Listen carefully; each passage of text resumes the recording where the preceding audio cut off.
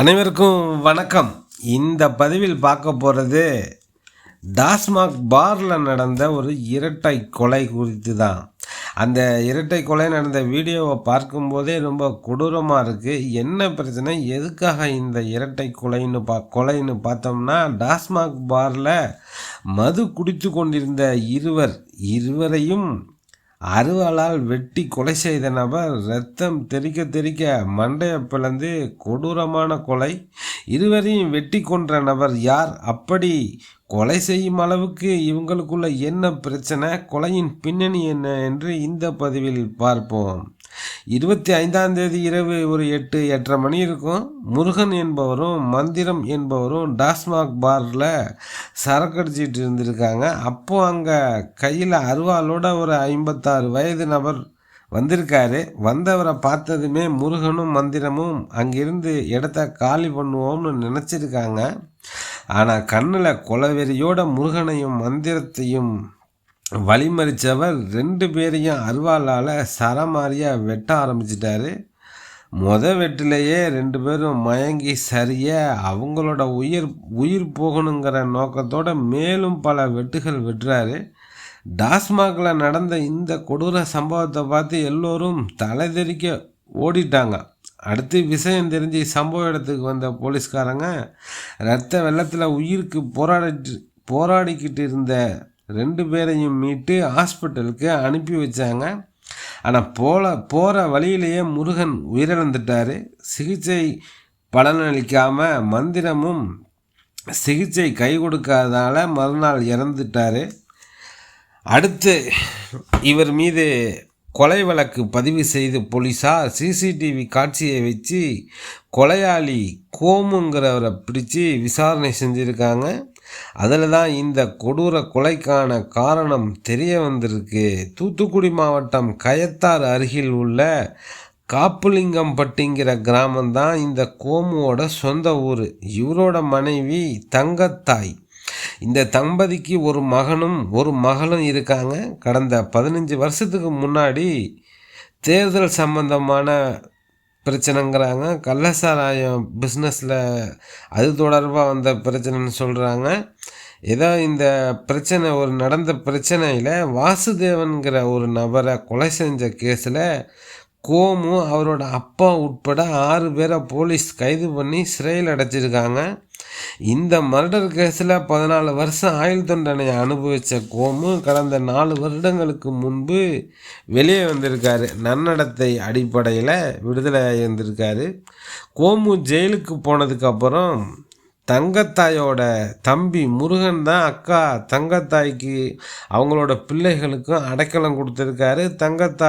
தங்கத்தாய்க்கு மாரியம்மாள்னு ஒரு தங்கச்சி இருந்திருக்காங்க. அவங்களோட கணவர் தான் இந்த மந்திரம். ஜெயிலிருந்து வெளியே வந்த நாளில் இருந்து மனைவி தங்கத்தாயோட சண்டை போட்டுக்கிட்டே இருந்திருக்காரு கோமு.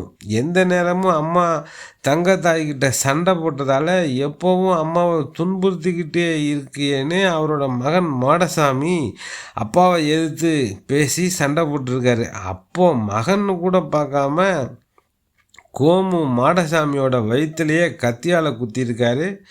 அங்கே இருந்தவங்க கோமுவை தடுத்து நிறுத்தி மாடசாமியை மீட்டு ஹாஸ்பிட்டலில் சேர்த்துருக்காங்க. இந்த சம்பவம் நடந்த கொஞ்ச நாளில் மாடசாமிக்கு கல்யாணம் ஆகி அவர் மனைவியோட கோவில்பட்டியில் செட்டில் ஆகிட்டார். மகளுக்கும் கல்யாணம் ஆகிட்டு பக்கத்து ஊரில் இருக்காங்க.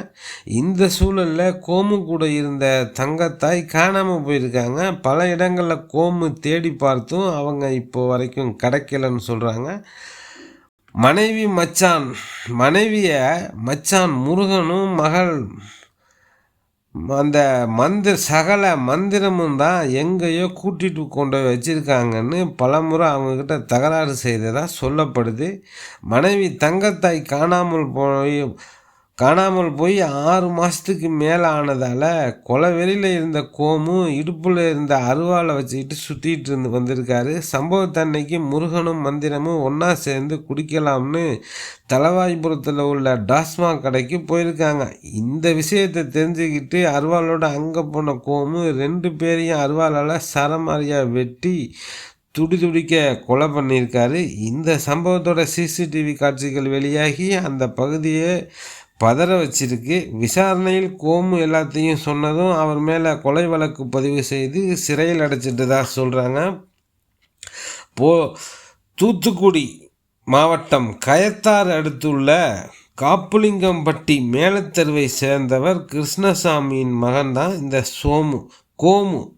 கோமு மதுவருந்தும் பழக்கம் இருந்ததால் அடிக்கடி வீட்டில் தகராறு வந்திருக்கு. கோமுவால் தன் உயிருக்கு ஆபத்து ஏற்படலாம் என அஞ்சிய தங்கத்தாய் கடந்த 6 மாதங்களுக்கு முன்பு வீட்டை விட்டு வெளியேறி சென்று விட்டார். இந்த வெளியேறினதில் கடந்த 25ஆம் தேதி கயத்தார் அருகில் உள்ள தலவாய்புரம் பாரில் மது அருந்தி கொண்டிருந்த முருகனையும் மந்திரத்தையும் சரமாரியாக வெட்டி கொலை செய்துள்ளார்.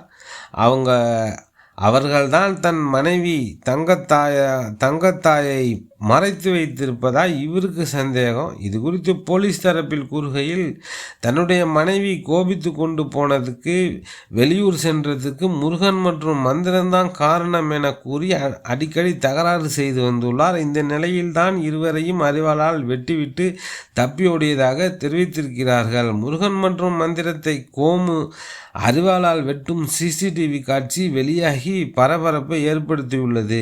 எந்த அடிப்படையில் கோமு நன்னடத்தையில் விடுதலை செய்யப்பட்டார்? அப்படி விடுதலை செய்யப்பட்ட கைதிகள் நன்னடத்தையுடன் இருக்கிறார்களா என்பதை கண்காணிப்பதில்லையா?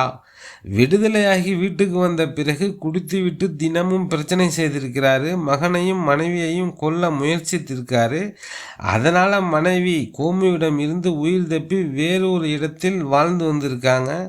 அவர் எங்கு இருக்கிறார் என கேட்டு 2 பேரையும் தேவையில்லாமல் மிக கொடூரமாக கொலை செய்திருக்கிறார். இதுதான் நன்னடத்தையில் விடுதலை செய்யும் லட்சணமா என்று பொதுமக்களும் சமூக ஆர்வலர்களும் கேள்வி எழுப்புகிறார்கள். டெல்டா 7 நண்பர்களுக்கு நன்றிகள் பல.